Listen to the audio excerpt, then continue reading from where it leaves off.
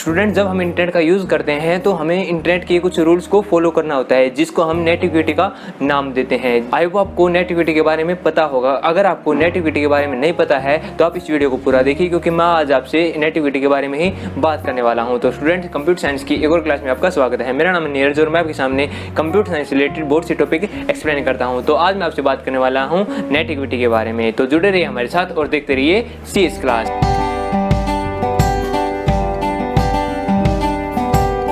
तो student, net equity को समझने से पहले हमें साइबर बुलिंग को समझना पड़ेगा कि साइबर बुलिंग क्या होता है। तो साइबर बुलिंग के अंदर हम इंटरनेट का यूज़ करके जब भी कोई क्राइम करते हैं या फिर इंटरनेट से जब भी कोई क्राइम होता है, कोई हरासमेंट होता है, तो उस प्रोसेस को हम साइबर बुलिंग का नाम देते हैं। अब अगर हम नेट इक्विटी के बारे में बात करें तो नेट इक्विटी इंटरनेट इक्विटी या फिर नेटवर्क इक्विटी का एक छोटा रूप होता है, जिसको हम शॉर्ट में नेट इक्विटी बोल देते हैं। अब नेट इक्विटी कुछ रूल्स होते हैं इंटरनेट के, जिसके अंदर हमें इंटरनेट का यूज़ करना सीखते हैं कि जब भी हम इंटरनेट यूज़ करते हैं तो किन किन चीज़ों को हमें अवॉइड करना चाहिए, जिससे हम जो साइबर बुलिंग है उसको भी अवॉइड कर सकें और उन चीज़ों से बच सकें। और साथ में जो हमारी प्रेजेंस होती है इंटरनेट के ऊपर, वो भी एक रेस्पेक्टफुल बनी रहे। तो स्टूडेंट्स, सबसे पहले हम बात करते हैं कि हमें अपनी चैटिंग के अंदर, हमारे मैसेज के अंदर जो कैपिटल वर्ड्स हैं उनका यूज़ नहीं करना चाहिए, क्योंकि जब हम अपनी चैटिंग के अंदर या फिर हमारे मैसेज के अंदर जब कैपिटल वर्ड्स का यूज़ करते हैं तो उनका मतलब होता है कि हम उस चीज़ को बहुत ही दबाव के साथ बोल रहे हैं या फिर चिल्ला कर उस चीज़ को रिप्रेजेंट कर रहे हैं, जिससे जो हमारा बिहेवियर होता है उसके ऊपर गलत इंप्रेशन पड़ता है। तो कोशिश ये करनी चाहिए कि जब भी हम किसी के पास मैसेज सेंड कर रहे हैं तो उनके अंदर हमें जो कैपिटल वर्ड्स हैं उनका यूज नहीं करना चाहिए। सेकंड बात आती है कि जब भी हम किसी सोशल मीडिया का यूज़ कर रहे हैं, वो भले फेसबुक हो, ट्विटर हो, इंस्टाग्राम हो, उनके अंदर हमें किसी और के थॉट्स को कॉपी करके पेस्ट नहीं करना चाहिए। अगर हमें किसी का थॉट पसंद आता है और उसको हम अपनी भी सोशल मीडिया के ऊपर शेयर करना चाहते हैं तो कोशिश ये करें कि उस पर्सन का भी नाम हम उस थॉट के साथ अटैच करें, जिससे अगर उस पर्सन को पता भी लगे कि किसी ने मेरा थॉट कॉपी किया है तो उसको बुरा ना लगे कि वो थॉट किसी और के नाम से पब्लिश हो चुका है।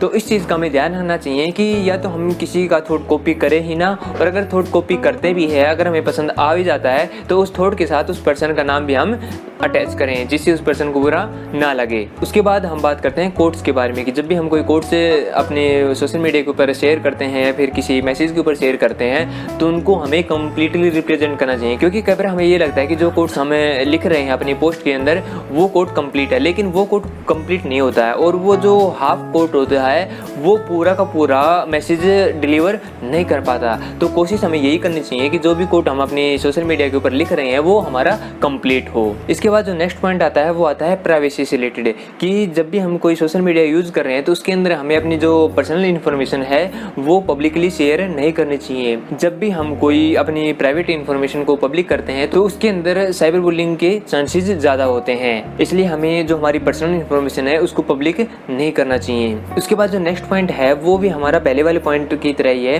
कि हमें अपनी प्राइवेसी के साथ साथ हमें दूसरे की प्राइवेसी का भी ध्यान रखना चाहिए। ऐसा ना हो कि हम अपनी प्राइवेसी को भी तो प्रोटेक्ट कर रहे हैं, लेकिन दूसरे की जो प्राइवेसी है उसको हम प्रोटेक्ट नहीं कर पा रहे, उसको हम पब्लिक में शेयर कर रहे हैं। दूसरों की प्राइवेसी के अंदर किसी की फोटोग्राफ्स हो सकते हैं या फिर किसी की कॉन्टैक्ट इन्फॉर्मेशन हो सकती है, इस टाइप की चीज़ें हमें पब्लिक में शेयर नहीं करनी चाहिए। इसके बाद जो नेक्स्ट पॉइंट आता है वो आता है हमारी लैंग्वेज से रिलेटेड, कि जब भी हम अपनी चैटिंग के अंदर कोई लैंग्वेज यूज़ कर रहे हैं या फिर किसी पोस्ट के अंदर कोई लैंग्वेज यूज़ कर रहे हैं वो अच्छी लैंग्वेज होनी चाहिए। ऐसा ना हो कि हम कोई भी हेटफुल स्पीच उस लैंग्वेज के अंदर यूज़ कर रहे हैं। इसके बाद जो नेक्स्ट पॉइंट आता है वो आता है स्पैम मैसेज का, कि हमें किसी के पास भी स्पैम मैसेज नहीं भेजनी चाहिए। कई बार क्या होता है कि हम बहुत ज़्यादा मैसेज किसी के पास ऐसे ही भेजते रहते हैं और वो मैसेज उसके लिए कोई यूज़फुल नहीं होते, वो उससे परेशान हो जाता है। कई बार ऐसा भी होता है कि हो सकता है वो आपको ब्लॉक कर दे।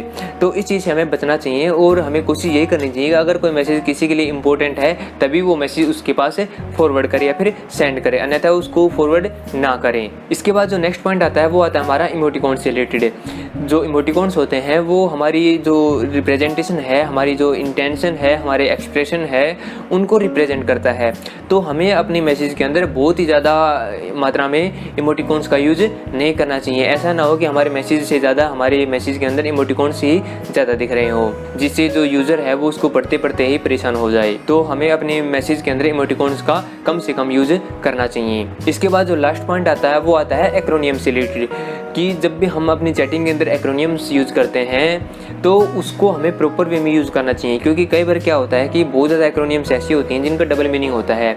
हम अपने वे में कुछ और कहना चाहते हैं, लेकिन जिसको हम मैसेज सेंड कर रहे हैं वो उसको कुछ और ही समझता है। ऐसा ना हो कि जिसके पास आप मैसेज सेंड कर रहे हो उसके साथ तुम्हारी लड़ाई ही हो जाए। तो उसके लिए जो एक्रोनिम्स हम अपनी चैटिंग के अंदर यूज़ कर रहे हैं उनको हम प्रॉपर वे में पहले सीख लें तो ज़्यादा बेटर रहेगा। तो स्टूडेंट्स, ये था एक छोटा सा कॉन्सेप्ट नेट इक्विटी के बारे में। तो आई होप आपको ये वीडियो पसंद आई होगी। अगर आपको ये वीडियो पसंद आई तो इसको लाइक कीजिए, अपने फ्रेंड के साथ शेयर कीजिए, और अगर आपका कोई क्वेश्चन है या कोई सुझाव है तो आप मुझे नीचे कमेंट्स में बता सकते हैं। और ऐसी वीडियो कंटिन्यूस देखते रहने के लिए हमारे चैनल CS क्लास को सब्सक्राइब करना बिल्कुल ना भूलें, क्योंकि मैं आपके लिए ऐसी वीडियो लेके आता रहता हूँ।